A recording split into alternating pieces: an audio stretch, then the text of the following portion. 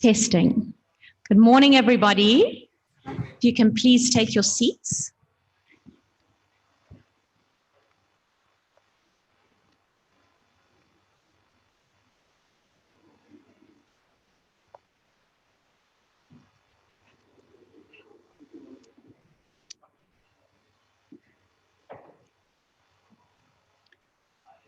So just while the last guests take their seats and Lindsay logs on to the online webinar, welcome everybody. Life is beautiful, not because of the things we see or do. Life is beautiful because of the people we meet. Simon Sinek. I hope that today you will enjoy yourselves, and I hope that you will embrace the people that you meet here today. It has been a while and we've missed you. It is so nice to see everybody in this room this morning. Welcome to the Fedhasa Cape networking event. So formalities, just to let everybody know where the bathrooms are. You can exit the room on the far left-hand side or on the far right-hand side and carry on the left, straight down the passage, and you'll see the signs for the men's, disabled, and ladies' bathrooms. In case of an emergency in this venue, you're welcome to exit on the left over here or on the right over here.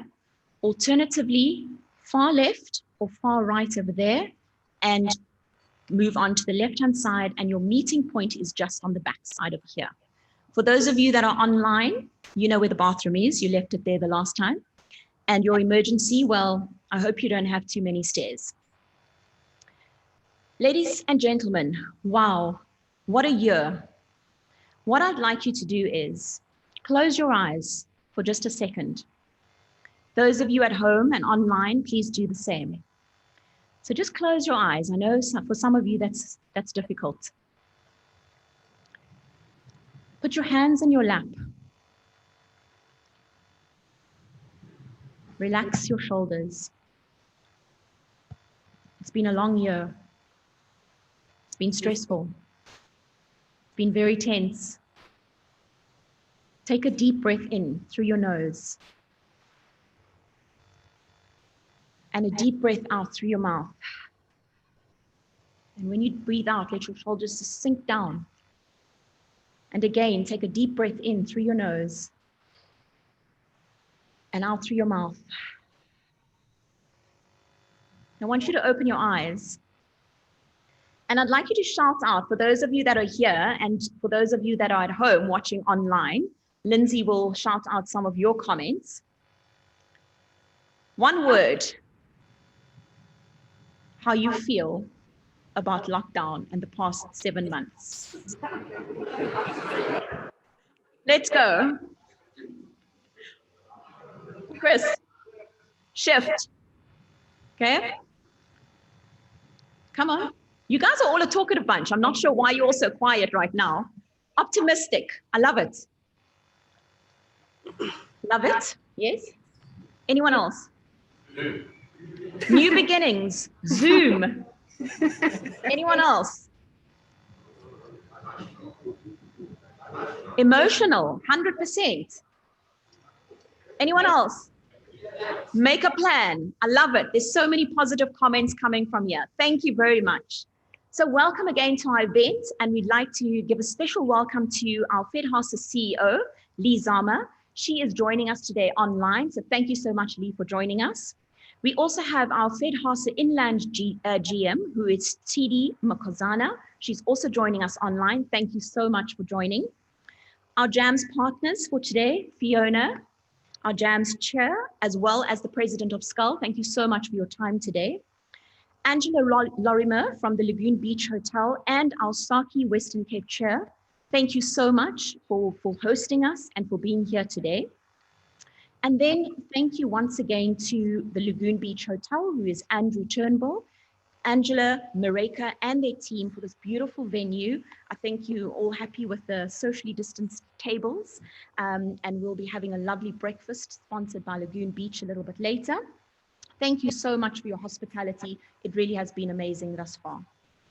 We'd also like to thank our AV suppliers and sponsors, who is IVTM. James and your team, thank you so much for everything that you do for Fedhasa. Our speaker today, Cornelis de Waal. He is the Chief Research Officer for Wesgro. We thank you so much for your time. We know how busy you are, and we are really going to enjoy what you've got to present today. Thank you also to our board members who are here today. We will introduce them a little bit later. What you can do is, for those of you that are online, you're welcome to post your comments onto the chat. We have those monitored, so we will be bringing up your chats and your questions and your comments as well. Without further ado, I would like to introduce you to Andre. He's going to talk a little bit about the Lagoon Beach Hotel. Accommodation, conferencing, wedding and functions venue, and it has been around for many, many years. Lagoon Beach has a really great reputation. We've hosted many functions here before. We absolutely love it, and we're so thankful to be here. So Andre, please can you come up?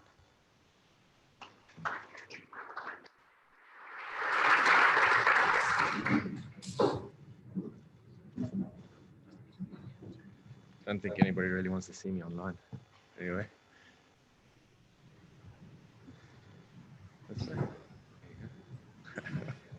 Very strange. Ladies and gentlemen, colleagues and friends, welcome to the Lagoon Beach Hotel. Thank you, Fedhasa. Rima, where's Rima? Thank you very much. Thank you, Jeremy, for allowing us to be the first venue that hosts a Fedhasa event post-lockdown. Really honored to be involved. New normal, as we said early on. Strange to see such a big room with tables spread apart, but that's life these days.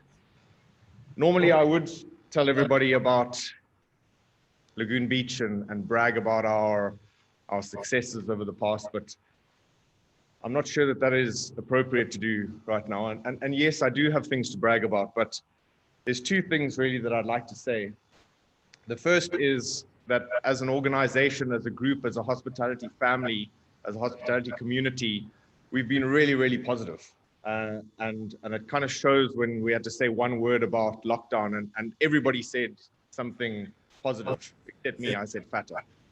But everybody was so positive. There was new beginnings. There was great things to talk about. And as a community, we've come together. You can see on Facebook, you can see on LinkedIn, you can see on Instagram. There's just positive messages. Let's open, let's do it, let's go, let's go, let's go, we're ready. And I think that's amazing. It really, really is great. But the second thing that I'd like to mention is that during all our positivity, we do need to think about our work family that unfortunately, due to this lockdown, we've had to let go either permanently or temporarily. And I think that we do need to give a thought and a prayer to them. And businesses have struggled, and we as businesses, many of us have struggled, but they've really, really struggled. And I hope very soon that we as an industry are in a position to bring those people back sooner than later. And I think they deserve our thought and our prayers over the next while. Right, on that somber note, have a wonderful, wonderful morning. I hope you enjoy the talks. I'm really looking forward to it. I hope you enjoy the breakfast, served a little bit differently than we'd be used to. And really have a wonderful 2020. Can only get better, eh? Thanks very much, ladies and gentlemen.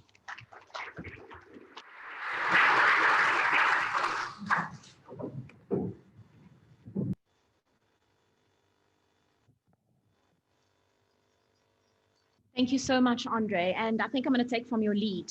Ladies and gentlemen, for those of you that are at home and here, let's just close our eyes for 5 seconds and just think about all those staff members that have lost their jobs, that are in difficult positions and who have come through and are still in lockdown and this pandemic that we're in. Let's close our eyes for just 5 seconds.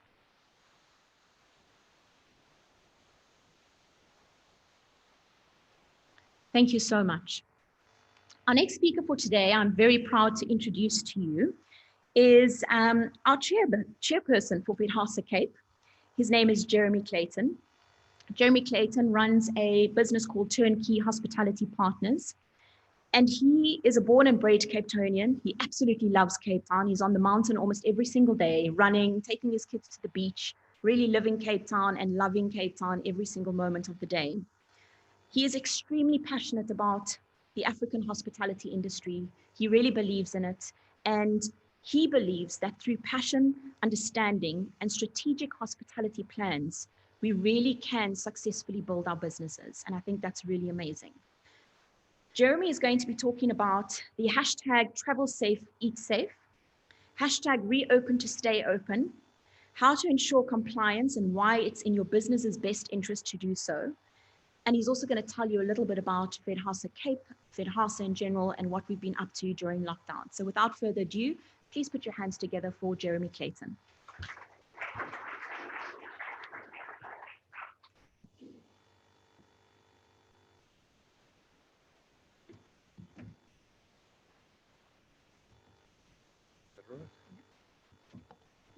Perfect, yeah, thanks. Thanks, Shireen, for those kind words. And it really is wonderful to see everyone here today. There's old faces and new faces. I've been heavily involved in this sort of the Fedhasa and JAMS forums over the last couple of months, but really starting in the COVID era. So many of you have become good friends and colleagues during this very challenging period. And I agree completely with what Andre had to say. I think it's been incredible how positive tourism and hospitality have been, even in these challenging times. So just a word again of thanks for all the positive sentiment you've given us. But I'll talk more to that later. Shireen, thanks for emceeing today. We really, really appreciate it. And Andre, thanks for having us. Your team have been great. We were here slightly early this morning just to check that we weren't too tightly put together. And thanks to Brighton and the team who've moved everybody spaciously apart where we can still see you and hear you. But hopefully everyone feels comfortable and we can have a COVID-friendly event.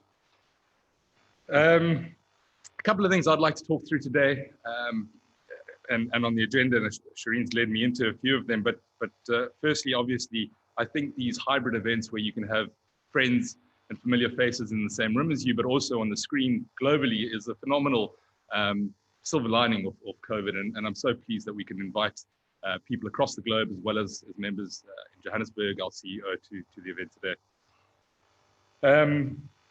For me, obviously, one of the challenges that we're dealing with right now is the uncertainty in tourism. I know a lot of the hoteliers I've spoken to today were gearing up for a partial season. There is concern that the market hasn't picked up. There's the red list, which we're fighting heavily against right now. But those concerns are prevalent, and I want to assure everyone and run you through a little bit of what Fedhasa has been doing in the past few months to try and alleviate those concerns and put hospitality and tourism as an apex sector of industry, which it really is. So to briefly sum up, because I think the strength of Fedhasa is the getting things done. And where we haven't been particularly strong is telling you all what we've been getting done. So I wanted to briefly tell you about what we've been doing over the last few months. And these are really the high level elements. But from the start of sort of COVID, Fedhasa was very instrumental in the initial track and trace when COVID was in its infancy, when we were still learning about it, and we were tracking and tracing people across the country who potentially had COVID, and that was one of the key things we started off with. We were instrumental in the Don't Cancel, Postpone campaign, which was also really important in trying to push bookings further down the road rather than just cancelling and having to refund. Right in the beginning of this all, we looked and we talked to our small accommodation members and partners, and we realized that most people had cash flows available for about 6 weeks because obviously the drought had been not so far in the past. And we worked hard with the city, with province, etc., to try and bring in relief that could extend cash flows to about 4 months. At that stage, we thought COVID would be about 4 months. And we did that with proposals, and I know Leon here today, there's Leon, and the guys from RLS had put forward what was actually a framework for tours ultimately. We lobbied for bank relief, we lobbied for a number of different elements of relief from the city, and we also put together a jobs fund, which initially had proposed 1.2 billion rand stimulus into accommodation alone. We also worked closely in mid and late March with the BPO sector, and we managed to get quite a few deals across the line where call centers moved into hotels, creating an economy, a small microeconomy, and also saving jobs at the same time. We worked on and developed the first self-isolation database, which was fundamental to the quarantines at the end of the day. And then some of the Fedhasa team, as well as an Yaku here, worked with Province to set up what was ultimately the COVID booking system for the hospitals. So that was a great initiative that was started through us. We worked with the tech companies and created cross-sector employment. We worked with MultiChoice, and our CEO was instrumental in this and bringing about some relief on DSTV. And we're still trying to work on some relief with the SABC guys on those licenses. We worked with the city to try and bring relief on rates. And again, the small accommodation members have benefited more from that. And we're carrying on working with the city to try and bring more relief on rates to the larger accommodation sector as well. The list is long.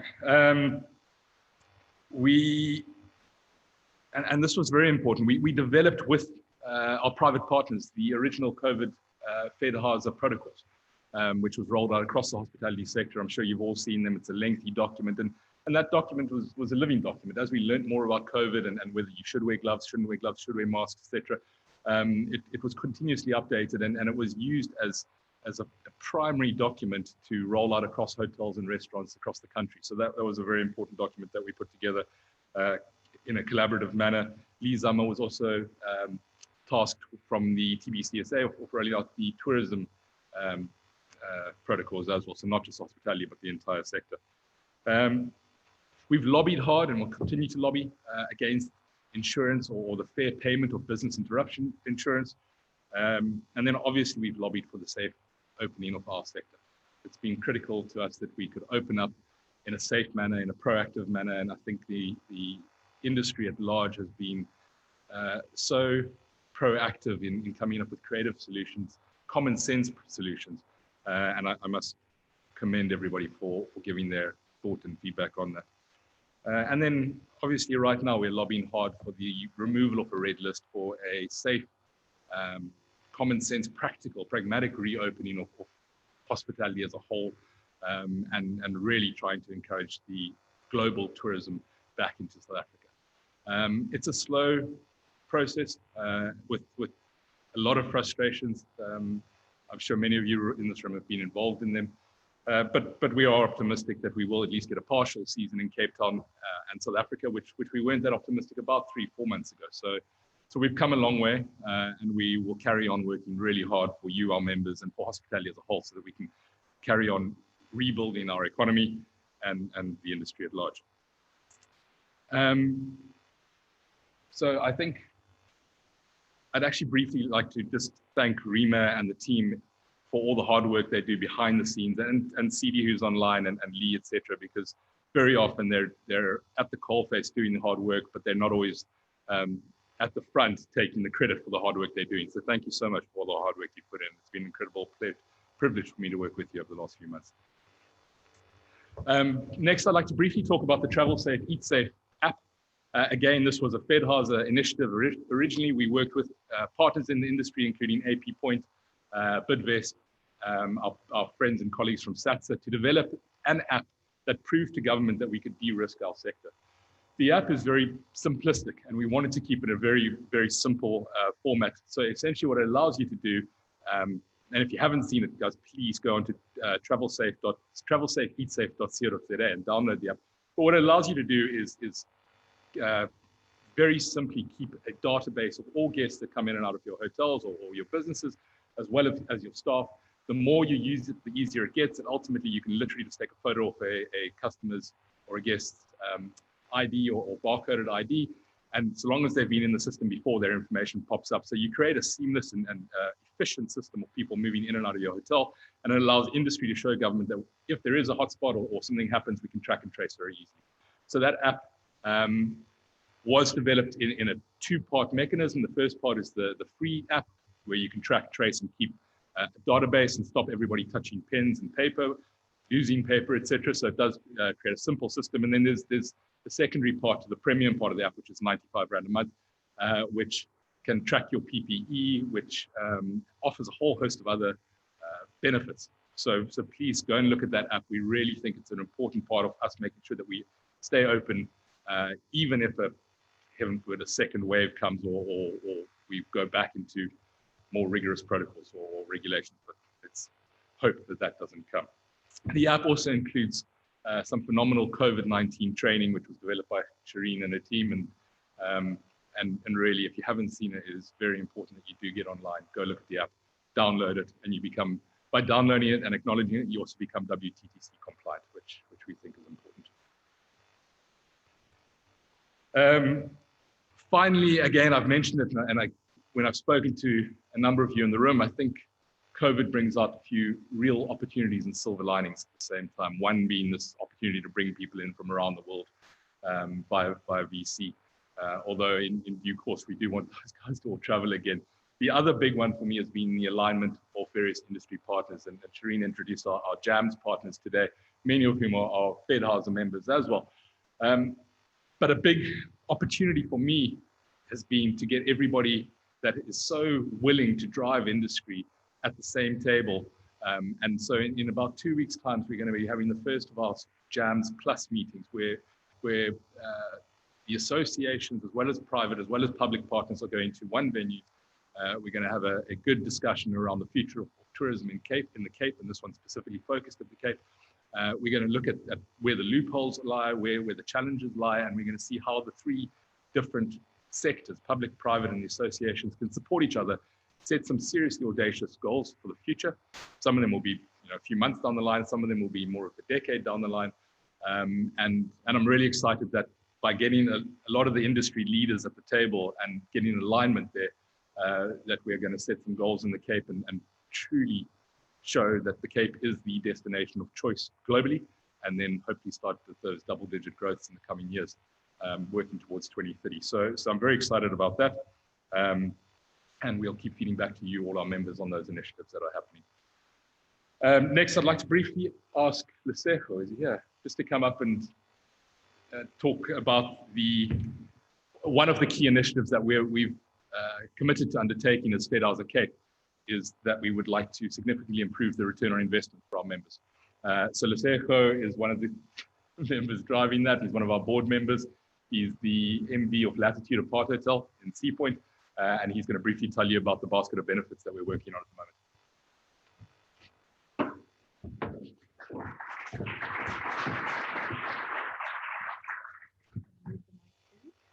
Jim is a lot taller than I am.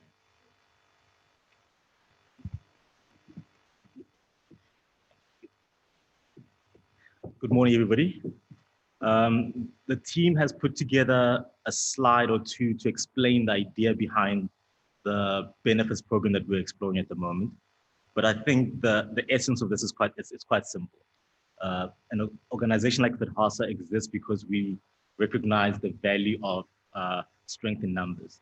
And we've been able to do that very well on the lobbying side of the work that we do, networking with other associations. But what we haven't done a good job of is exploring the commercial opportunities that exist in the strength in numbers.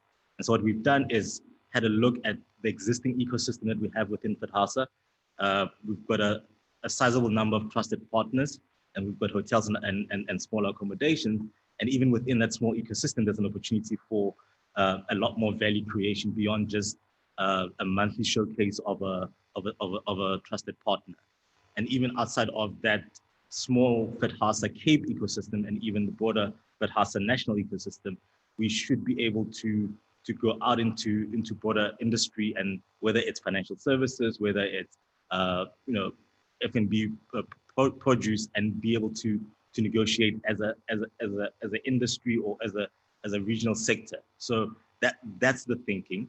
And there's three reasons that drive the thinking of in terms of exploring this commercial opportunity. Firstly, is that coming out of COVID, you've got potential members who sit on the sidelines and think of signing up to Fedhasa as a cost, a box ticking exercise, and you want to move them out of thinking about it in those terms and have it as a compelling financial decision. So if I'm a GM of a hotel and I have to go to a financial director to say, here's the Fedhasa form, it has to go beyond, I joined Fedhasa so that I get the monthly newsletter. It has to be because in joining Fedhasa, there are real rents and cents benefits. So that's the one market that we want to look at.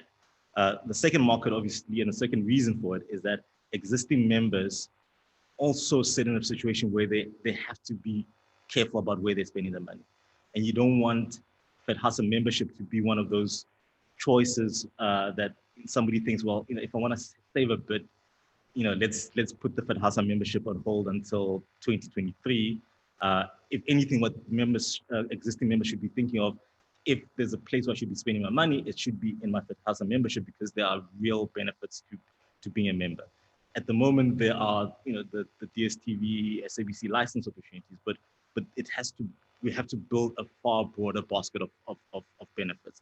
And the third reason for going down this path is that we have to look at how we can make Fedhasa, Cape, and I guess even on a national level, far more sustainable financially. The membership fees are one source of revenue for the organization, but there has to be a way for us to think a lot more innovatively about where revenue sources are to keep the association going and for it to grow. So that's the base of the thinking. And what we've then done is identified those different pillars: financial services, food and beverage, ancillary services, whether it's point of sale, OTAs, legal services. And so we're slowly starting to build out a basket of services. As I said before, the first port of call will be our trusted partners. So that's where the conversation will start. But outside of that, we're also now starting to look at other bigger players. And generally speaking, based on the few conversations that I've had, there's a very simple recognition of the value. When you sit across the table from I had a meeting last week with a financial transaction company, and it took 10 minutes because it doesn't take too long for them to understand the scale of the industry, the volume of transactions, and the clear opportunity for them to partner with us. So that's where we are. And what we would like to do in time is to send out that communication and to get feedback from you to say, this is a service that I'd be keen to procure. Have you thought about this? And start that conversation going, so that in the next month or two, we can come back to you and say, these are the partnerships that are locked off, and these are the benefits. And so that it becomes a far easier conversation for you to have internally about whether to remain a Fedhasa member, and for you to hopefully start telling your other industry associates that this is the organization that they should come and join, because there's real value in being a Fedhasa member. Thank you.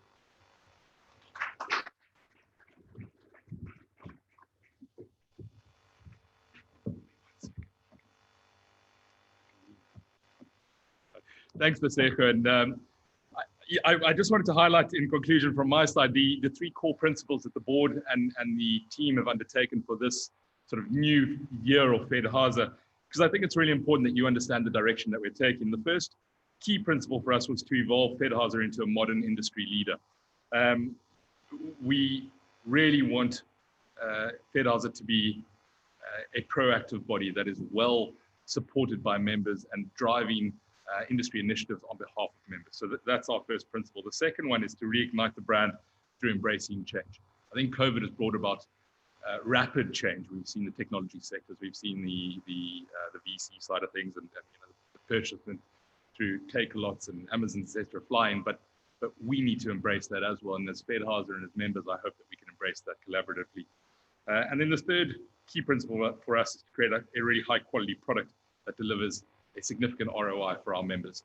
And that's really what Lesego and the commercial team are talking about. That basket of benefits has been there for years. We all know you benefit from the SABC licensing, and that's been a significant benefit. And there are a significant number of others, but we want to double, treble, quadruple that basket in the months and years to come. And they've set some ambitious goals there. So best of luck in achieving them. But I think the reality is, as Lesego concluded there, when you sit across the table with people who are transactioning into hospitality and into tourism, it's a no-brainer to do business with Fedhasa and our members. So we're very pleased that we can get those conversations underway. To conclude from my side, Shireen will introduce Cornelis in a second, but really just thank you to you all. It's great to see faces, friendly faces. It's been a very tough period. I hope we can do these more and more in the months and years to come. It is a little bit of an uncertain future, but it's such a pleasure to see you all again. Again, to Rima and Lindsay and the teams across the Cape and across South Africa, thank you for the hard work. We really appreciate it. And then just to everybody, we shortly will have the new board up here answering some questions, and we'd really like to hear from you, not just questions, but also maybe sort of guidances. Where do you want us to focus? So please feel free to send those questions through if you're on the VC side of things, or ask the questions. But from my side, I want to give you assurances that this board that we're working with here in the Cape is highly motivated, highly energized, and determined to make Fedhasa and hospitality a better space moving forward. So thank you for all your energy so far, and best of luck. Thanks, everyone.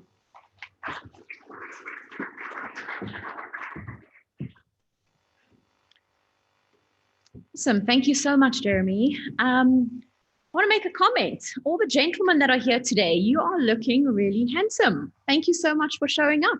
I think, ladies, let's give them a round of applause. I think all the gentlemen look really good today, and I think they've been hoping to get out and socializing. So thank you. Just to let you know, those of you that are online as well as here today, we will be emailing all the communication, all the presentations with regards to everything that was presented today. So if you're not sure if your contact details are correct, please can you go to Lindsay or to Rima just to make sure we've got your correct contact details, and also for future communication coming up, especially with regards to what Lesejo was saying, the member-to-member benefits, and really just all the communication that we can present to you. So without further ado, I would love to introduce to you today the Western Cape Recovery Plan by Cornelis van der Waal. He is the Wesgro Chief Research Officer. A little bit of information from him, and I need to read this because it's quite impressive and it's quite something. But Cornelis holds an MBA qualification that he completed in 2005 from the Stellenbosch Business School in South Africa. He has gained 15 years management consulting and market research experience working across a number of sectors, which include energy, environment, financial services, as well as manufacturing, automotive, telecoms, and the public sector. He has experience in sector analysis with an emphasis on growth opportunity analysis and market expansion strategy development for both private and the public sector companies. He is employed at Wesgro as the Chief Research Officer. He leads a team of economists and tourism specialists who analyze global and local policy and trends to identify potential opportunity to grow the local economy and increase employment. The unit is mandated to collect and interpret market information on local sectors, as well as global developments to help crystallize growth opportunities. And I think that's what we're here for. We're looking for opportunities, and we want to hear all the positive things that are happening. And without further ado, please put your hands together for Cornelis.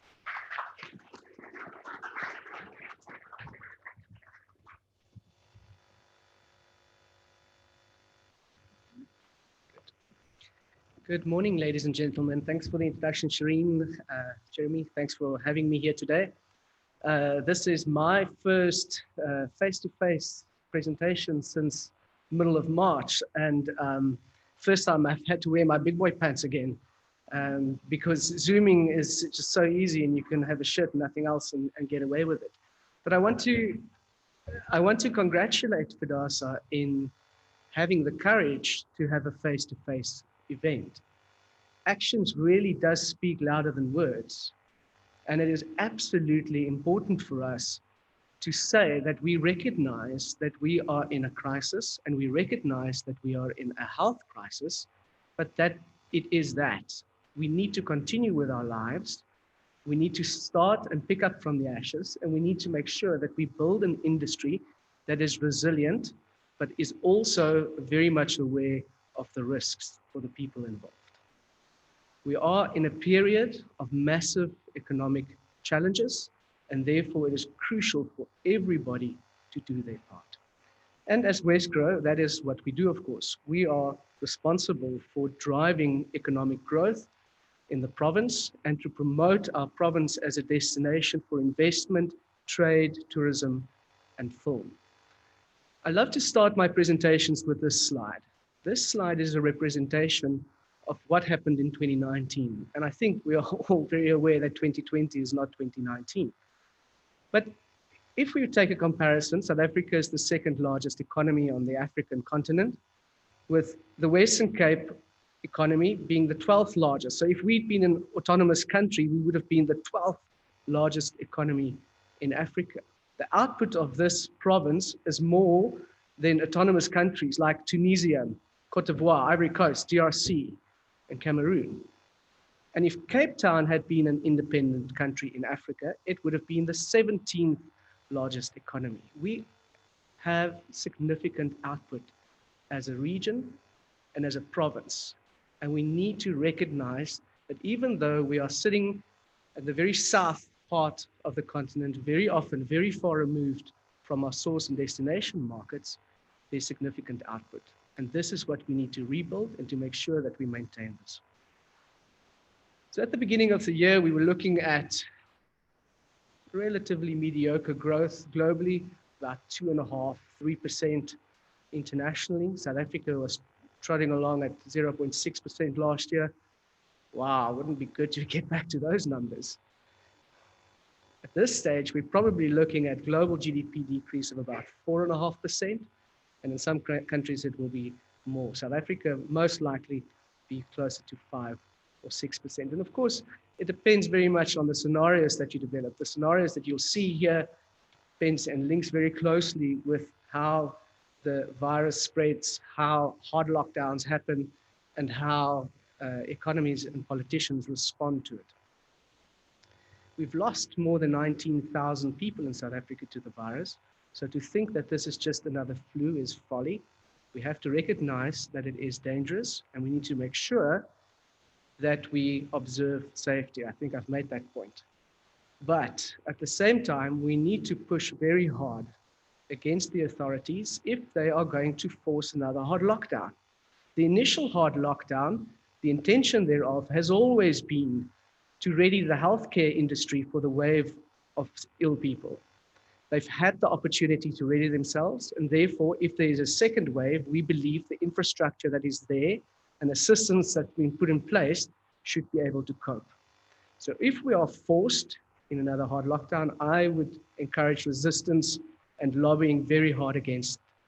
But at the same time, as an industry, as a province, as a South Africa, as an economy, as a global world, we need to be responsible and adhere to the safety measures. That includes restaurants, accommodation facilities, transportation industry. We need to get to the new normal, and we need to get used to working in a far more responsible manner. I think today is a great example of how you can do it in a safe and responsible way. And again, I want to say congratulations to the organizers. Now, of course, the impact of what has happened has had a very different impact on different sectors. Some sectors are really feeling the pinch, like the tourism and entertainment industries, construction, small and medium enterprises, some areas within agriculture and clothing and textile manufacturing in South Africa in particular. But there are other sides of the economy that's actually benefiting from what has happened. Pharmaceutical and the medical industry. Digital economy is booming at the moment. The agricultural industry, if we look at exports, for instance, grew significantly this past export season because there's an awareness that we need to live more healthy. And a big part of the Western Cape export basket is fresh fruit and vegetables, and therefore increased exports of what we have. Business services definitely picking up at the moment. So it depends on what side of the industry or where the economy you are, you will look at what the specific impact is. Of course, today we're talking about tourism and entertainment, and this is an industry that I think nobody can deny has been hit very hard. So if we look at the global context, approximately 100 million jobs in tourism will be lost in 2020. That is approximately $2.7 trillion that will be wiped off the economy, 31% decrease from the numbers that we saw in 2019. It's expected that this crisis can be 5 times worse than the 2008 financial services crisis. If we look at South Africa, approximately 80% of the tourism industry is small and medium-sized businesses. There's a potential for about 600,000 job losses in the tourism industry in South Africa, of which 100,000 could potentially be from our province. And we expect that 60% of the value of tourism in 2020 will be destroyed. or approximately 13 billion rands to the Western Cape economy. If we look at flight data, you'll see here just how everything crashed at the beginning of March.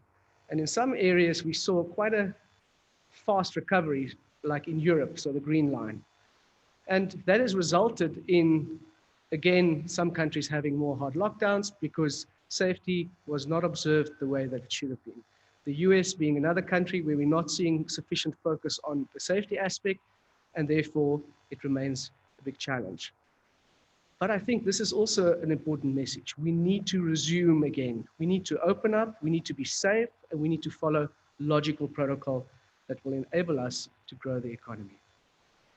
In 2019, our main source markets was first the UK, second the USA, in third place Germany, fourth Namibia, in fifth France, sixth the Netherlands, seven China, eight Zimbabwe, nine Australia, and 10 Lesotho. Unfortunately, this year, pretty much all of those markets have been banned from coming to South Africa. So anybody that is thinking that we can build a tourism industry in South Africa in 2020 from an international tourism perspective is unfortunately mistaken. All our efforts at this stage has to be at focusing on the domestic market as much as possible, while lobbying furiously for opening up of the international borders. I think that we were able to convince government as a lobbying group, industry, that it is important for us to have, to open up the borders again. For a few days, we all celebrated with the potential of a few international markets coming to South Africa. At this stage, unfortunately, very, very little to celebrate about if we look at all the markets that are closed.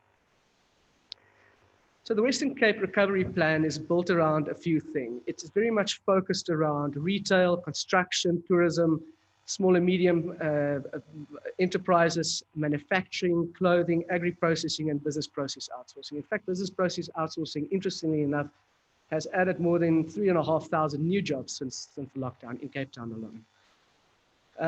There's a big focus on localization. We are doing a lot of analysis to look at what are the import products that we bring into the country, and is it possible for us to start substituting some of those with locally manufactured product.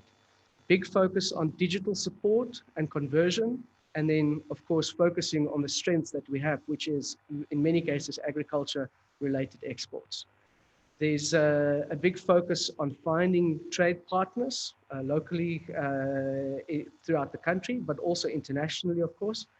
And then very much looking at how we can add value to global supply chains in a period where lots of countries are in fact looking inward for supply chain rather than outward.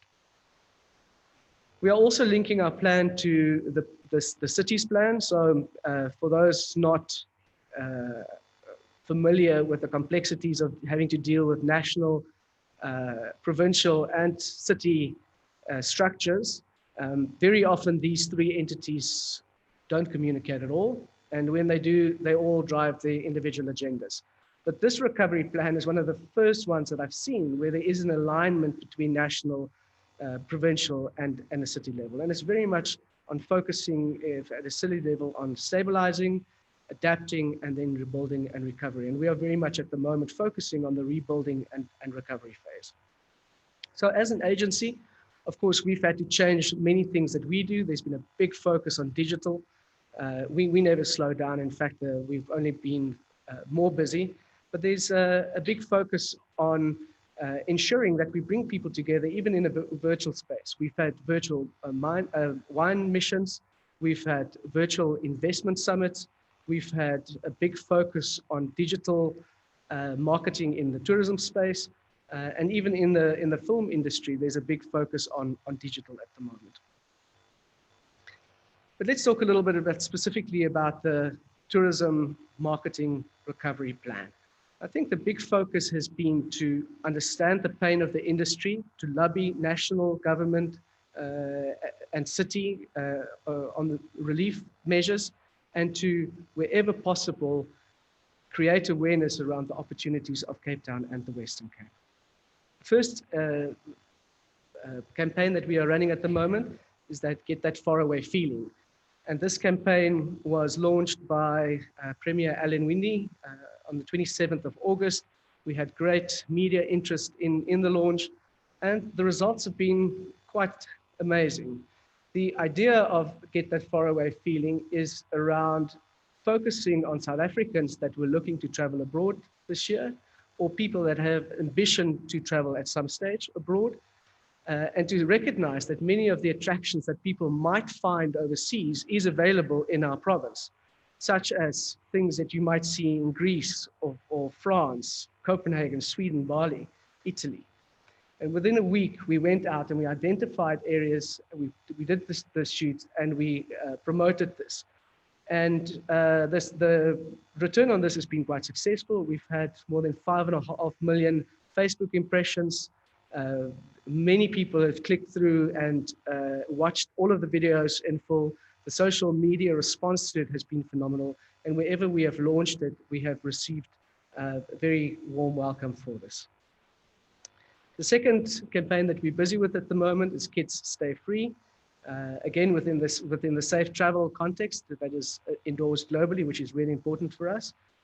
In many cases, companies already have a policy where kids stay free or do free or fly free or do something for free, but we want to emphasize that. And in order to do that, we've obviously enlisted a large number of local partners and companies that are participating in this. And we want to encourage more companies and participants to be part of this, because it is a way for us to attract visitors from Gauteng and KwaZulu-Natal in particular, while we wait for international markets to open up. So if we just look at the numbers, in the domestic numbers, in 2019, we had about 8.3 million people taking domestic flights to Cape Town. At this stage, we are sitting at about 3.1 million flights, of which the vast majority was in January and February. March was a disaster, April, nothing, May, nothing, in June, 28,000 as compared to 650,000. But you'll see that the numbers are increasing quite steadily. We're 15% in August, 25% in September. We're expecting 36% in October, 45% in November, and about 50% in December. I think we need to be realistic, and anybody telling you we're going to have a normal season is ludicrous, but that there will be some local tourism is something that we believe will happen. And I actually think that these numbers might be a little bit low. I hope that our December numbers pick up. And well, only time will tell, but I really hope that the numbers look a little bit better than this. But it's going to be a domestic focus. It's domestic tourists that's coming. We should not be hoping for a miracle with international tourists just yet. Having said that, quite a large number of airlines are already flying to South Africa or intended to start flying in October. So these are all the airlines that indicated that they are or will be flying in October. And these are the airlines that indicated that they will start flying again in December, including a flight from Delta and United returning. All of this depends on whether these countries are allowed to travel to South Africa. So even though the airlines are particularly keen, we've got the political challenge in that many of these countries are at this stage, from a leisure perspective, still banned coming to South Africa. We feel that this is inappropriate, that there are sufficient safety measures that can be taken with a corona-free certificate, for instance, that's less than 72 hours old. There are many things that we can do to protect ourselves and to allow these tourists back. Tourism remains a really important component of our economy, making up more than 8% of the size of the economy and nearly 10% of employment. So from a growth and expansion perspective, it is absolutely that we focus on getting the industry back on its feet. And that's it for me for today. Thank you.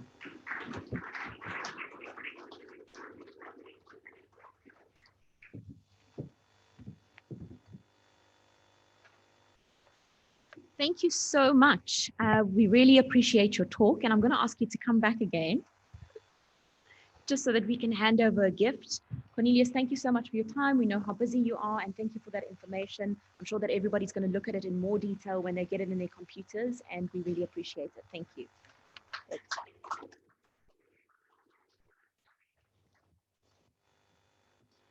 Ladies and gentlemen, we are going to be taking a 10-minute break. So for those of you that are at home or in your offices watching from there, please be back in 10 minutes. It is now 10 o'clock, so we'll be back at 10 minutes past 10. And for those of you that are in the room, please feel free to grab some refreshments, some coffee outside, and we'll also be serving an individually boxed breakfast for you. Thank you so much.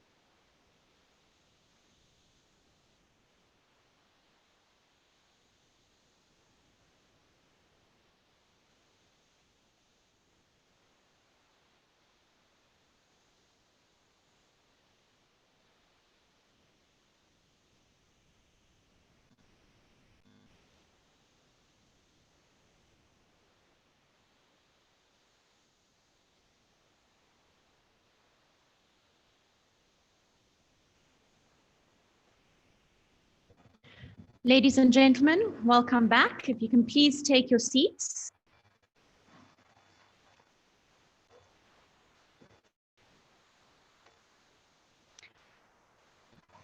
While everybody is coming in and taking their seats, I would like to call Cornelius back up onto the stage, if you don't mind. We have one question from one of our online guests, which I would like to ask Cornelius, and he will answer that question. And then we'll also open up a few questions just to the floor. We'll take 1 or 2 questions if anybody does have anything for Cornelius. So Cornelius, the question that we have today is from Chris Biggett. What are your views on international travel in our peak January to March season in Cape Town? Our feeling is that we will not see any significant visitor numbers. That's the first question. The second question is, are Home Affairs going to make it easier for visitors to apply for visas on arrival? I'll hand over to you. Sure. Difficult questions. For the first question around our expectations around international arrivals for January, February, March, till April, which is the peak, I'm not holding my breath because the approach that government seems to be taking is a risk-averse one. We are lobbying furiously, of course, to allow for logical safety measures to be implemented so that we can open up the borders in a safe way. Because we feel that, as I've explained earlier, that this is a health crisis and we need to approach it in a safe manner, but that we need to open the economy and that we can't keep people away, and that is not the way to address the crisis. So from a lobbying perspective, we are very much working hard to try and open up the borders, but at this stage, it does seem relatively unlikely that it will happen. So I tend to agree that the season for this year is a domestic one rather than an international one. The second question around Home Affairs and making it easier for tourists to get a visa on arrival, again, that is a lobbying point for Wesgro and I think for the industry at large to make it easier. My feeling is that many of the people who want to be in South Africa legally is already here. The odds of many of the tourists staying on longer is unlikely. Enforcement is probably more important than the visa issue, and therefore we are lobbying furiously, but Home Affairs is taking a different stance. They see it as a safety issue, and for that reason making it difficult. But it is one of those areas that needs to further be addressed, and we are working hard at it. Are there other questions from the floor by any chance?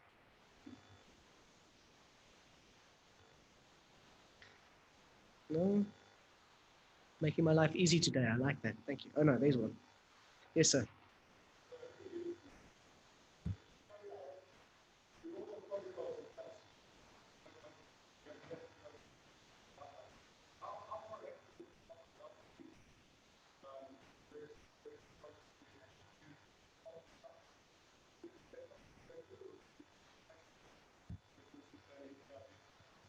I can't speak on behalf of them because I'm not mandated by them, but I would strongly encourage them to do that, because that is one of the ways that you will get compliance is by making an example of those who don't comply to it.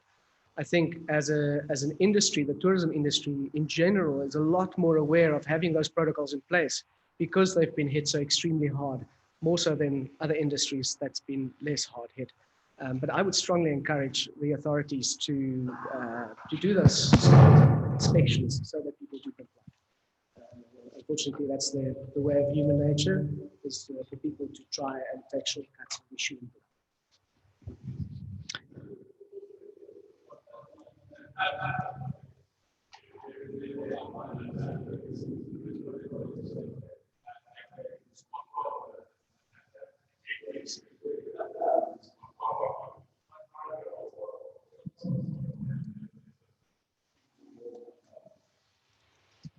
Any other questions? That was a bit loud. Thank you. Just in terms of the campaign and the new videos and everything that you shot in that, where does one access that? I tried to access it this morning and then I shouldn't have done it while you were speaking, but I did. Where can one grab it to share on our platforms and view? It is available in my presentation. There's a link to those to the videos. So I'll make sure that we distribute that presentation. If you still struggle to get it, please contact me directly. Cornelis at Wesgro.co.za, and will assist you in getting access to it. The idea is that it should be used by students.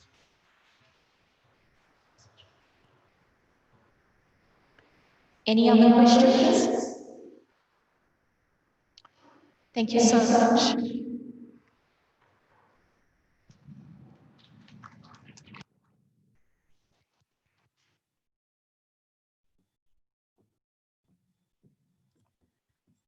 Ladies and gentlemen, are you ready? I'm going to ask you to stand up. So even those of you that are at home, I'm going to ask you to stand up wherever you are.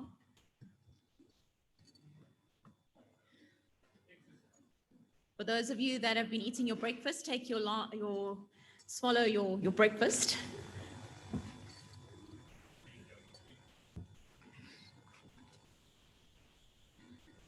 So what I want you to do is, I want you to show me on your face how frustrated, how upset, how disappointed you've been with lockdown in the last 7 months.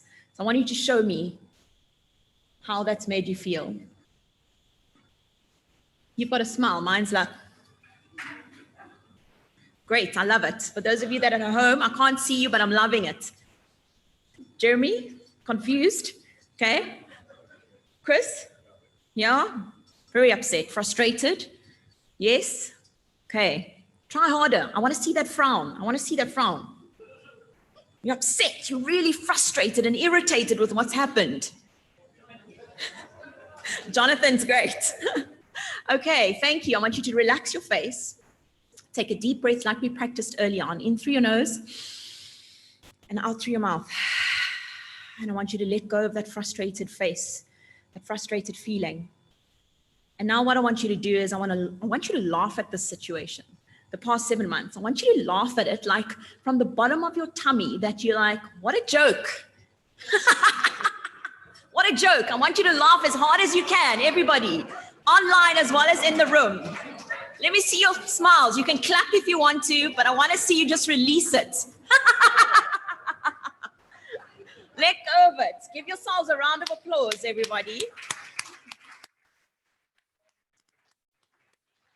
Okay, please sit down. Thank you so much. I wanted to get those endorphins going in your body. I wanted you to get a bit of excitement because we're about to call up our board members for Fedhasa. For those of you that are at home, unfortunately, you won't be able to see them. However, we do have a mic and you will be able to hear them speaking. And you will also be able to pose your questions in the chat. Please do so. Lindsay is passing those questions on to me. The same goes for everybody that's sitting in the audience today. Ladies and gentlemen, please, if you're going to be posting anything on social media, please follow our Fedhasa Cape social media handles. We're on Twitter, Instagram, Facebook, and LinkedIn. Leanne's going to be speaking a little bit more about that later, but please do the hashtag Fedhasa and please post about us. Let's join together and let's get this community going. People act as if they are being rewarded or punished. That's by Peter Drucker. Which one are you going to do? Have you been punished in lockdown? Is that your story?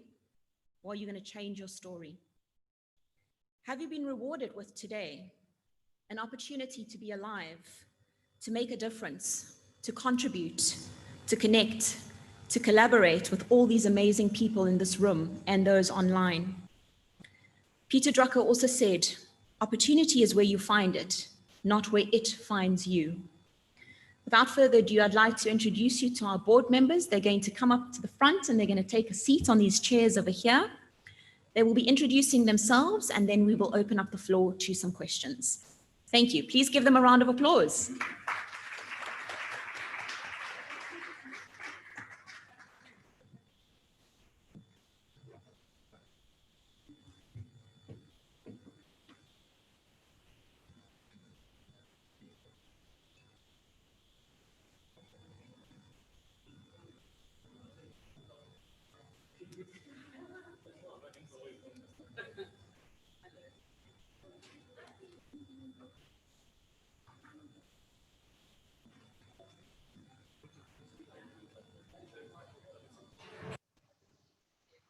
Testing.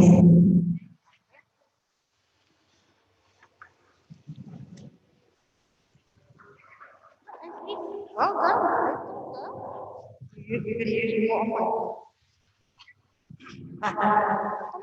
So, ladies and gentlemen, Reema's got the mic. All our COVID protocols, Reema will hold the mic in front of you and you can do your introduction. Reema, you may. That's right.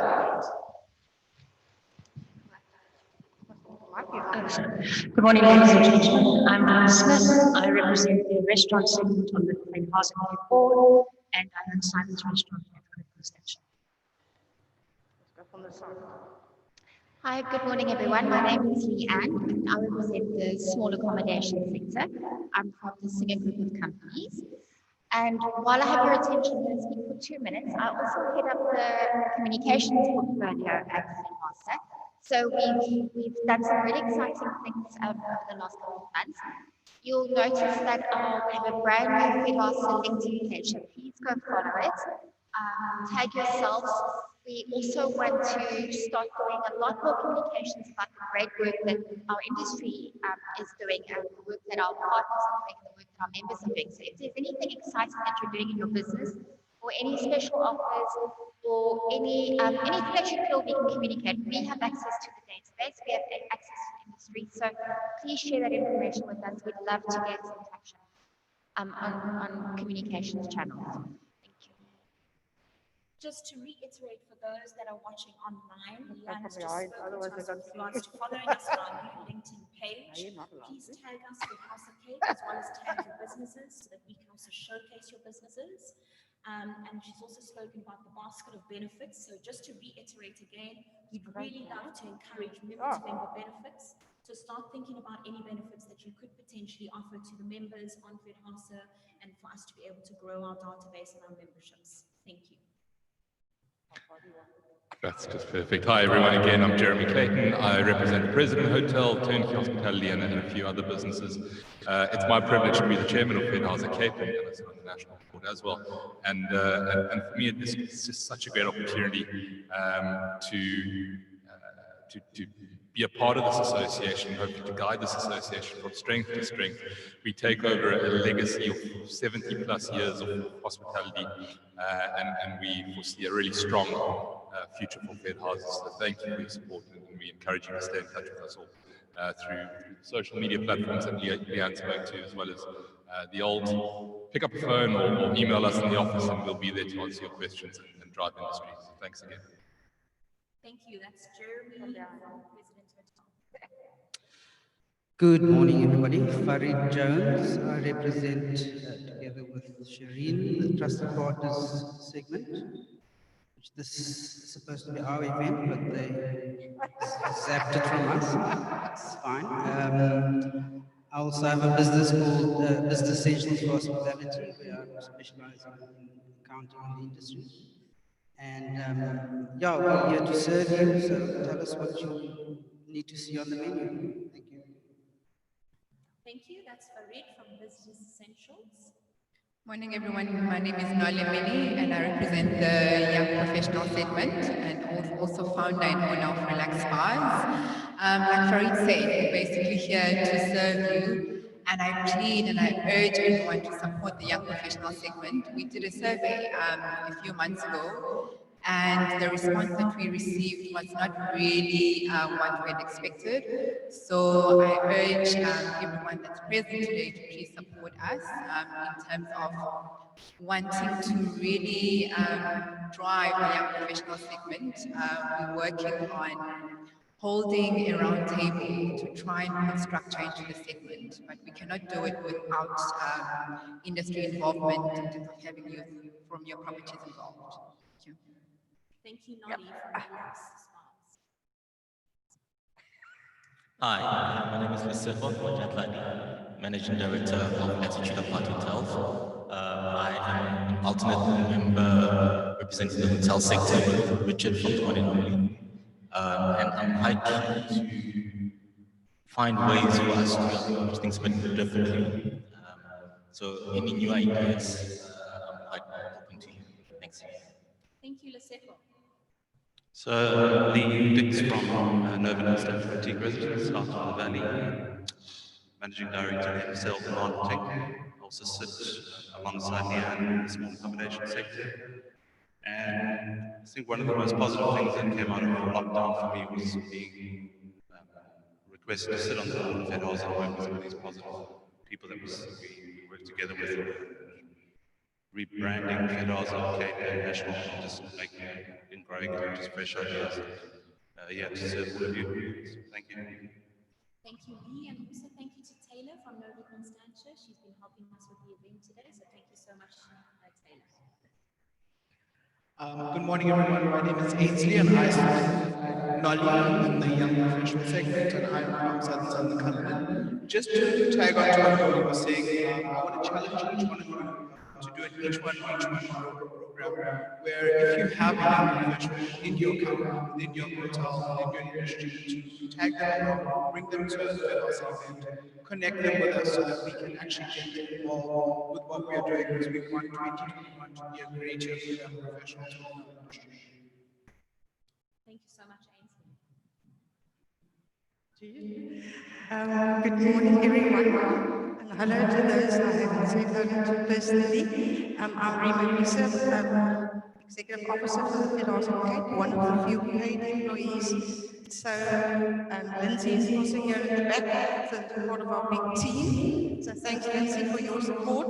Taylor, thank you once again. Our other office member, Ernestine, is on maternity leave, so Fedhasa family is growing. So it's so great to be here today to work alongside with a very energetic board. They keep us busy and on our toes, and great to see everyone. So please, I always say Fedhasa is only as strong as our members and their participation. So please talk to us, social media, email us, WhatsApp us, Zoom calls. There's a lot of exciting things that came about through the lockdown periods. We are there for you to support you. So please talk to us and tell us how you want to get involved, or how we need to, or where we need to focus our energy. So thank you very much. Over to you, Cherie. Thank you so much. Thank you to all our board members. So I joined Farid as the trusted partners. My name is Shireen Odia, and I'm from a company called Service Gurus. We offer training and development in tourism, hospitality, and retail. It is wonderful to be here, and it's wonderful to serve you as a board member on Fedhasa. So the reason we've got the board members up here is because we welcome you to pose some questions to them. Anything that's on your mind at the moment, anything that you want to know, please, those people that are online, post your comments onto the chat. Lindsay is sending them through to me, so we will be able to read them out. I will also repeat the questions just so that those that are online can hear what the questions are. Anything, if it's a suggestion, what do you want us to focus on for the next coming year, for the next 12 months? What are the things that you need as our members? What do you want to see at events? Anything that comes to mind. We are here to serve you, and we are sitting up here waiting to answer any of your questions as best that we can. So please, I open it up to everybody on the floor and as well as those online.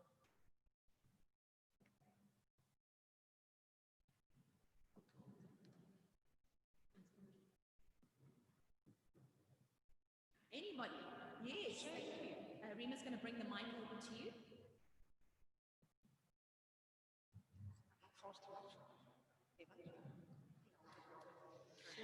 Hi, I just would like to know young professionals, what age group is it? I have a couple of staff members and I'd like to find out if there's an age group.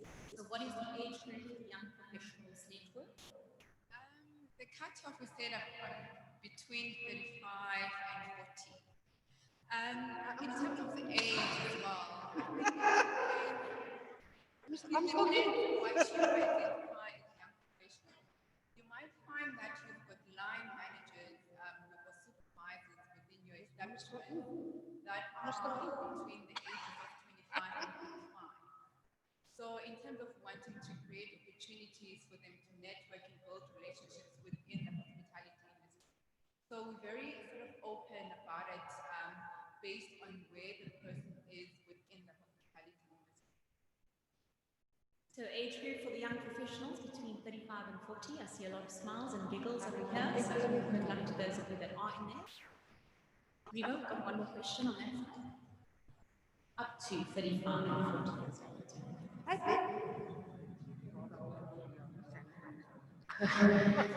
Hi, I'm Beverly from Cape Town Hotel School. Now that answer to that question really concerned me. Our students now studying, you can imagine why they're really nervous about finding work in the hospitality industry. A lot of them are thinking, what are the opportunities for me, given the COVID situation? The other thing that's come up in the past as well is with the advancement of technology, how much is technology going to take away their jobs? So is young professionals going to help them? Is it going to be of benefit to them to actually join? Because now I'm talking about 20, 21-year-olds. Would it be of benefit? And also, if it is, how do they join? I know in the past it used to be like 50 Rand a year. Is that still the case? Just some guidelines, because I'd really like to feed this back and create some positivity back into the students. Thank you so much. So just to repeat the question, Molly, if you don't mind. So we've got the question from the hotel school with regards to young professionals, the membership fees, how they can join, what the benefits are, and also the concerns with regards to will we be able to help them to find jobs, find connections, and assist them in getting on after they've finished their studies. Thank you for that question. Yes, definitely there would be great value in them joining. If you think back 2 to 3 years ago, we actually used to have speaking engagement at the Cape Town Hotel School, where we had motivational sessions with third-year students. So it would be great value for them to actually, be a part of Fedhasa Young Professionals. Not only for that, but they will also be able to have opportunities to interact with current hoteliers, whereby they're going to, learn from them and have, the guidance that they will need in terms of building their career within the hospitality industry. And with the segment and also the Fedhasa body being quite so diverse, it will also open up different opportunities from being a young professional. If you're going to go into the trusted partners sort of segment or industries, or going into, guest houses, small accommodation, or the hotels itself. So it's quite diverse in terms of the exposure that they will have should they become members of the young professional segment. Thank you, Nolly. Jeremy, do you want to enhance on that? Thanks. Just from a young professional perspective, I think there's a couple of key points as well that Nolly and Ainsley and myself and the board have discussed. Firstly, I think it's really important that the young professionals define who they are and define the future of Fedhasa as well, because it's such a rapidly evolving industry, and we don't want to be doing the old round peg square hole with the young professionals. It was so important that they come together, they develop their own short, medium, and long-term strategy, and then start implementing that. So that's where I think it'd be really important having hotel school students involved in that, because I'm not that old, but I definitely am missing the 20-year-old at the moment in me. And I think they are the future of our industry, number one. Number two, in my opinion, and I spoke to Cornelis at length about this, and many of you, leisure tourism bounces back in a big way. When exactly, undefined, and we will still figure that out. But if COVID's taught us anything, it's to do that thing or those things that you've always wanted to do. And Cape Town in South Africa is very high on that destination list of things I've always wanted to do. We've seen that in global surveys coming out already. So when tourism bounces back, Cape Town's going to need, and the Western Cape and South Africa as a whole is going to need all those young professionals coming through, well-trained, well-skilled up and good to go. So I think the role that the education facilities play now in educating future is so important. So we need to keep them, hopefully get them involved more in Fedhasa and keep them coming through the system. So the more that you bring through, the better. Thank you so much. Shireen, sorry, if I may, we just maybe talk about the fees. If you're a member of Cape Town Hotel School, for instance, or a staff member or a student, or you're a staff member of this property that is a member of Fedhasa already, the young professionals are only 75 Rand for the year, VAT inclusive. And if you're an independent young professional wanting to join is 210 Rand a year.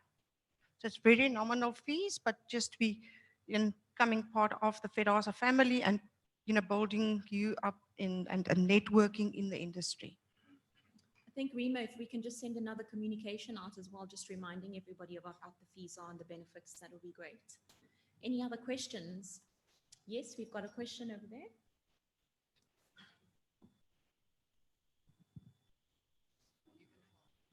Hello everyone, my name is Janet Duplessis from the Evertsdale Guest House in Durbanville.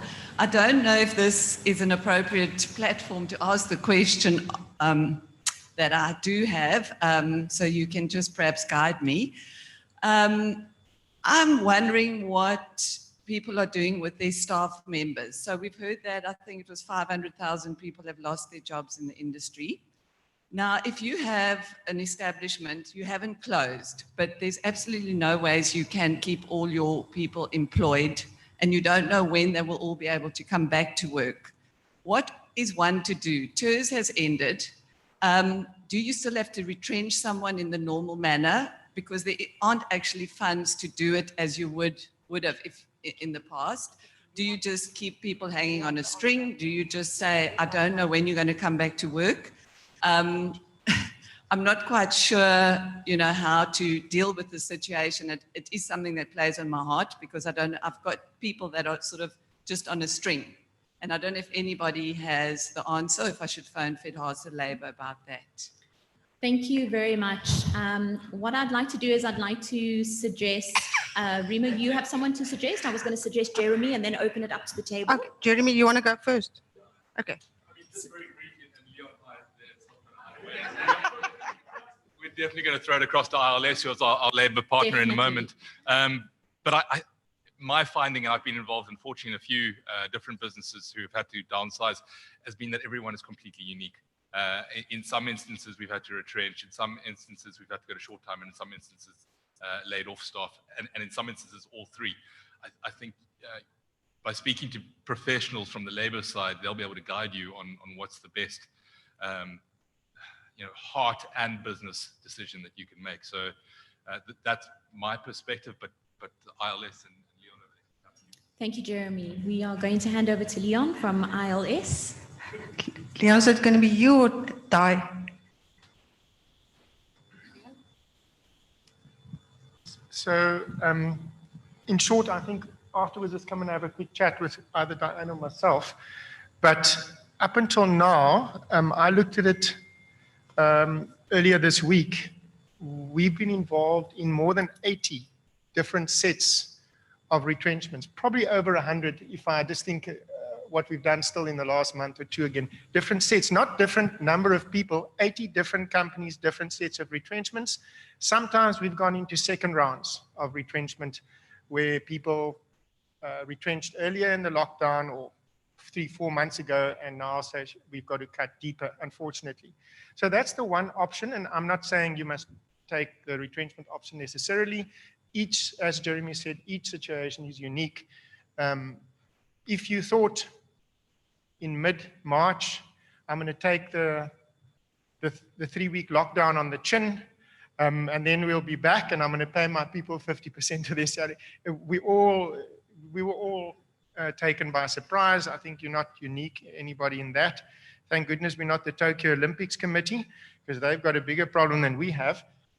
But in essence, you've got two options. The one is to either downsize the number of staff members, or alternatively, or a combination of a downsizing and lowering the number of hours of work that people work, and you pay them on an hourly basis for those hours that they do work. And up until now, and there's now a confusion around it, but up until now, you've been able to claim from the UIF TERS layoff fund that although the law says one thing as it stands at the moment, the minister says, and NEDLAC says that's coming to an end, as we know. So at the end of the day, the staff can still claim through their normal UIF, the reduced working hours, which is a little tick box, just check which one you download. So let's say you pay your staff 40 hours a month, or you pay them Sorry, Rena's just Keep taking your a social seat distance. because So just in a nutshell, you can pay your staff, let's say 40 hours or 80 hours a month for what you need them to work, depending on your operational requirements. And the rest, they can claim then from their normal UIF, not the, well, as long as we can claim TERS, we will. If the minister extends it, which is unlikely at the moment, we will. On paper, by the way, it's automatically extended, but that's another question I'm not going to go into now. If you can't claim eventually from UIF, UIF TERS fund, you'll claim from normal UIF almost as people claim when they go on maternity leave. That same vehicle you'll use. The problem with that is the people will then be eroding their points, as they call it, with UIF, which means if they eventually do get retrenched, then they're not going to have that much to claim eventually. But if you can hang in there for 6 months, they can claim. You pay them 40 hours, and maybe the rest they claim the difference, and they won't get all of the money, but some of it they could survive. So many companies are going that route, a combination of reducing a few staff members, asking for voluntary retrenchments for those that want to go, and then working with the rest on limited hours and paying them per hour and claiming from UIF. How do you do that is another issue, okay? So that's the outcome that you want. How do you get there? Well, that we need to talk about, because there's a consultation process that needs to take place if you want to retrench anybody. And what we're trying to do is approach the staff on that way and then try and get an agreement to say, right, we're going to pay you lesser hours. Up until now, by the way, we've just actually unilaterally gone to staff and said, we don't have enough work, go home and we'll claim from TERS. So we're still doing that, but I think going forward, one will have to consult with staff about the long-term or the medium-term plan and try and get to those options. I think my big question is, if you do have to downsize, okay, and you don't want to go through this claiming from UIF, etc., do the normal monetary remuneration things apply that you would have to under normal circumstances? Because the point is, no one asked for COVID. It is beyond our control. And to have to now draw money out of your bond to pay 60,000 Rand in retrenchments, I just feel that is highly unfair. And I was wondering what everybody's doing, if they're following, or is there's a big hand going there, or you know what I'm saying? We'll come to Chris in just a moment. So just the two parts of your question, and then you can go to the big hand over there. But in terms of the process, if you want to downsize, meaning you want to retrench people, and they're going to sit without a job, the process stays in place, the Section 189 consultation process. You will have to continue with that. I know it's a pain, but it is what it is. You know, the law hasn't said you don't need to consult anymore, and it is a process that will take a few meetings. Number one. Number two, in terms of the second part of your question, which is on, do I still need to pay that retrenchment package, which is basically notice pay, leave pay, and severance pay of not less than 1 week per completed year of service? Unfortunately, that's still in place. And from an employee perspective, fortunately, that's still in place. You know, there's two sides of the coin, and I understand that, I mean, we don't have money to give out, but it's still in place, and it's not going to go away, that. The issue there is to try and limit the number of people that get retrenched and try and keep employment, and rather get people to work when the operations need them and pay them accordingly and claim from UIF. As it is at the moment. There are potential other vehicles which I'm not going to go into to claim from, because we'll know probably after tomorrow, but I'm not even going to talk about that right now. Thank you so much, Leon. We're going to go over to Chris. Yeah, just a suggestion. I run a pretty big property with, I think I've got 50 housekeeping staff in total, and I haven't retrenched anybody. 15 of those housekeeping staff are now doing services outside the peninsula. I started an external program where my staff will go to different apartments in couples, COVID protocols in place, and they get paid, they pay us 350 Rand for 3 hours. That covers their wages. I'm not looking to make money out of it, but I'm keeping 20 additional staff employed that way without having to retrench. I'm turning business away because I can't cope with it, and that's just C point, but would imagine Durbanville's got lots of people working from home. You know, maybe you could look at, because I've got the infrastructure, the telephones operating, the invoicing set up, I've even got a driver that drops them off and picks them up and sort of something that's built in. So we created, using our infrastructure, different opportunities to do external businesses.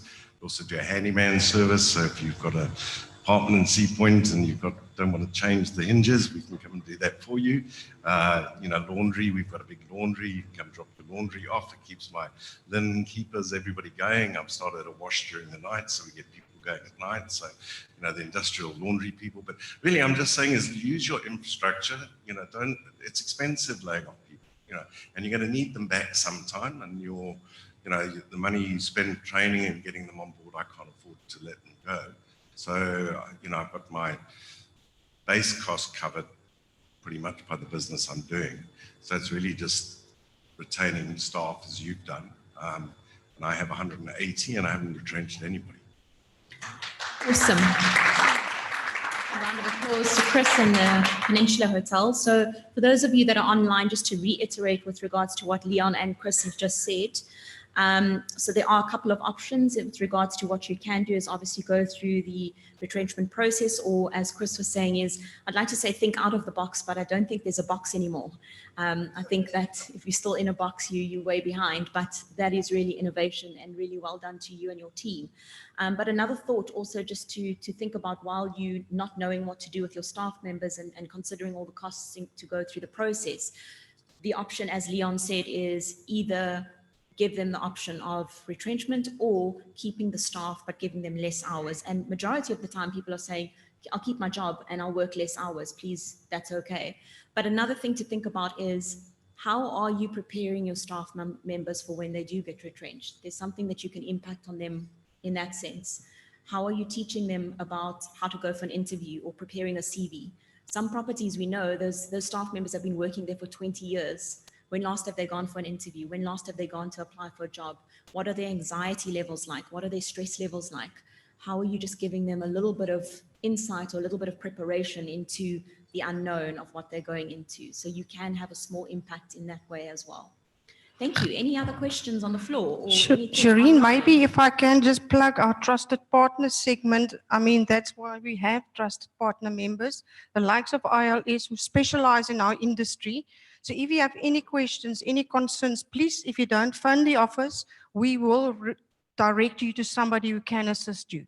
Training, whatever support, apart from product suppliers, we've got the specialists in training and other service providers. So please feel free to contact us, and there will always be somebody we can refer you to as a member-to-member benefit.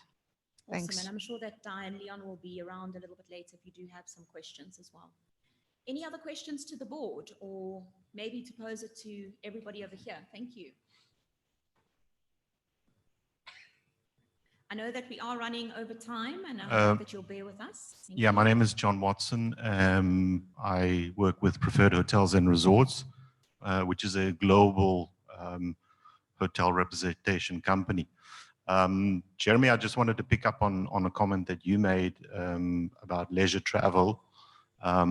First, I would just want to share some information that, you know, we're a company with 750 hotel members. One thing that is very clear that we can see, because we, as associates, we see the data of bookings globally across our membership.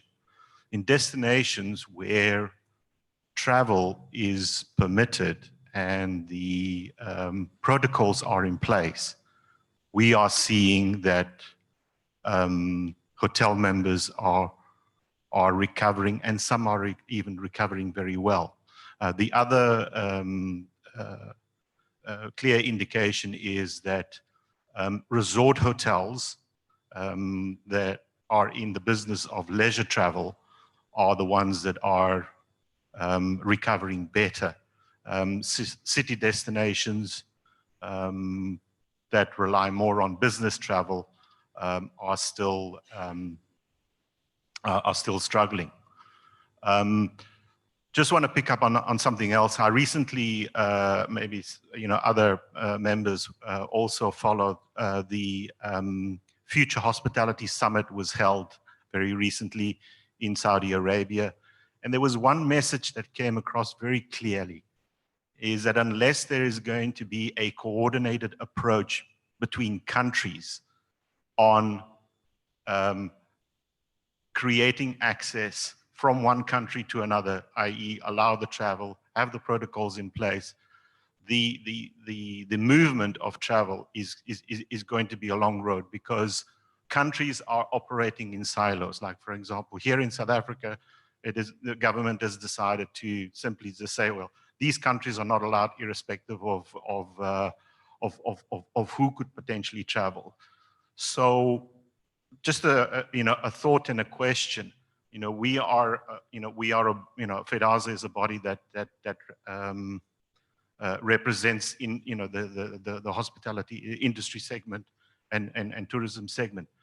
Should we not consider, because perhaps there needs to be a coordinated approach between countries to lobby the governments to try and get that message across? Because unless countries are going to coordinate in the travel space, the resumption of international travel is probably going to be a long and arduous road. It's just a thought and a question that I would share. Perhaps it's already been picked up. Thank you so much, John. So just to reiterate for those online while we get the mic to Jeremy, is a comment and a question. The first one being that we've seen quite a different scenario in terms of business picking up as well as businesses struggling. And then the question being is, how do we go about having a calculated and coordinated approach in terms of lobbying for international travel with other countries, but also importantly, as Cornelis was saying earlier on, is together, people sitting in this room and through Fedhasa, how do we do that with different countries? Thank you, Jeremy.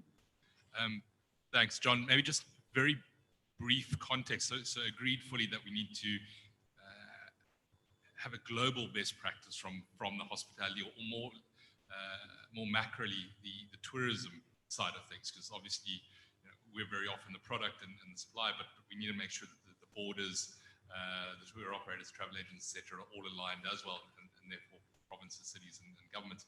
I've been fortunate enough recently to partake in a couple of, it's almost every 2 or 3 week call that happens between our partners in tourism in New Zealand, Australia, South Africa, Ireland, the UK. And it's primarily coordinated through David Frost and SATSA. Gillian Saunders is partaking on the call, Blackie Kumani from TBCSA. I've been on the call recently in this Indian, and the guys are talking about what's happening in their countries and how can we learn from each other. So it hasn't quite got to unified lobbying position. And I don't know if it is or is not part of the strategy, but it's certainly at a position where we're understanding what's happening in different tourism economies around the world, in sort of the English-speaking world, if you want to call it that, except for States, Canada. And I think that's a good first step, John. And I'll chat to the guys on the call soon and see if we can take it forward and if there is merit in taking it forward in a lobbying position as well. Thanks. Thank you very much. Does that answer your question? Thank you. If there are any other questions? No, thank you. A round of applause to our board members, please. Thank you so much. You're welcome to take your seats.